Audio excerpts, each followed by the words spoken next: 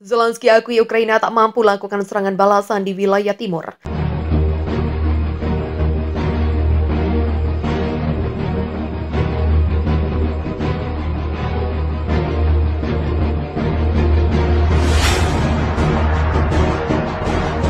Найскладніше, найостанніше і найскладніше.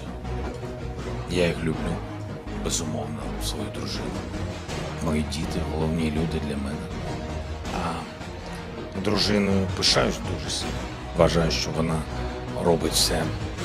Я просто розумію, що вона людина заради дітей і держави. Хотілося б, щоб трішки заради мене. В серці вони всі є. В серці.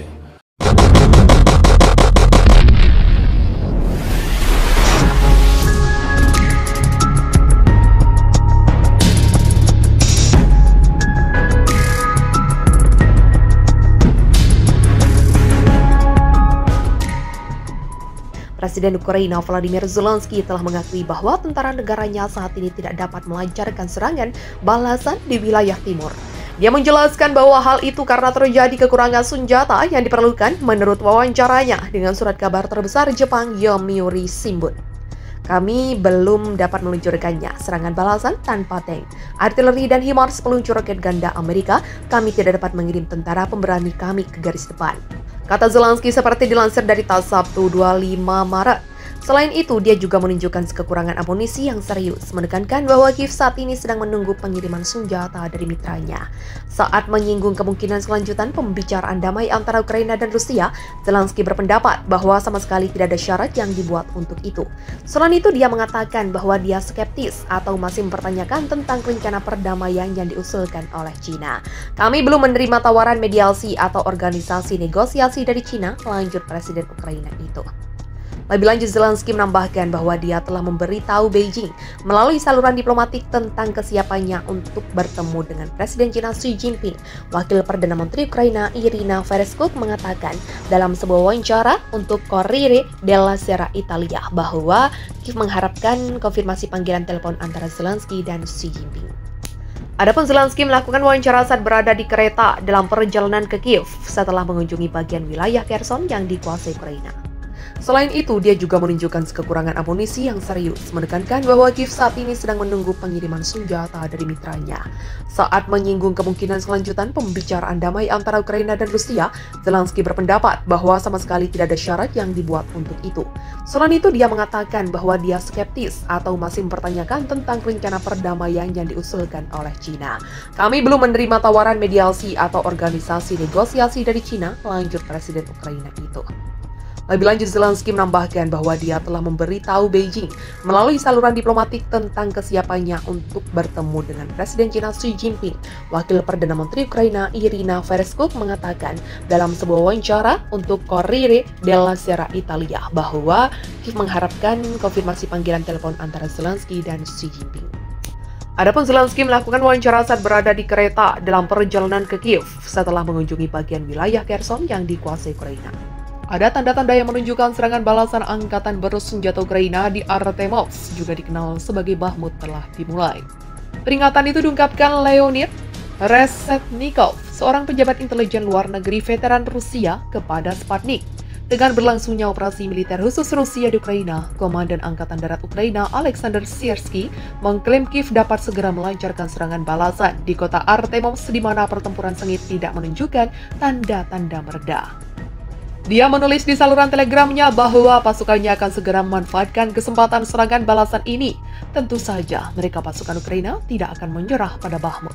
Jadi mereka terus berjuang, satu-satunya cara untuk mengadakan serangan balasan yang kurang lebih berhasil untuk menghentikan gerak maju pasukan kita. Papa Reshetnikov yang juga pensiunan Letnan Jenderal dan PhD dalam bidang sejarah. Dia menambahkan pasukan Ukraina telah melawan cukup lama, tetapi upaya mereka sudah habis karena banyak rute pengiriman senjata dan garnison Ukraina telah dipotong atau diserang. Oleh karena itu mereka sedang mempersiapkan serangan balik pertama-tama di sisi-sisi untuk memotong penjepit yang muncul dan pengepungan Bakhmut oleh pasukan Rusia, ujar pensiunan jenderal itu. Menurut Reshetnikov, sudah ada tanda-tanda bahwa serangan balasan semacam itu praktis telah dimulai, mengingat upaya pasukan Ukraina untuk menekan pasukan kita di sayap. Dia memperkirakan serangan balasan penuh Kiev dapat dimulai dalam waktu dekat. Ketika ditanya mengapa pasukan Ukraina terus memberikan perlawanan keras kepala di Artemovsk, Reshetnikov menjelaskan Kiev memandang kota itu sebagai lokasi penting, baik dari sudut pandang strategis militer maupun politik dan propaganda. Dia digaungkan oleh Boris Rozin, pakar militer di Pusat Jurnalisme Militer Politik yang mengatakan kepada Sputnik bahwa ada tanda-tanda persiapan pasukan Ukraina untuk serangan balasan yang bertujuan menghilangkan ancaman pengepungan kota oleh unit-unit Rusia. Ketika ditanya masalah apa yang bisa dihadapi Ukraina jika melancarkan serangan balasan, Rozin merujuk pada ladang meranjau, cuaca buruk, dan kurangnya berbagai amunisi, di antara masalah mendesak lainnya. Artemovsk telah menjadi pusat permusuhan di Donbas selama berbulan-bulan. Kota ini merupakan pusat transportasi penting dengan banyak persimpangan yang sebelumnya berfungsi sebagai pusat penting untuk memasok militan pro-Kiev di wilayah tersebut.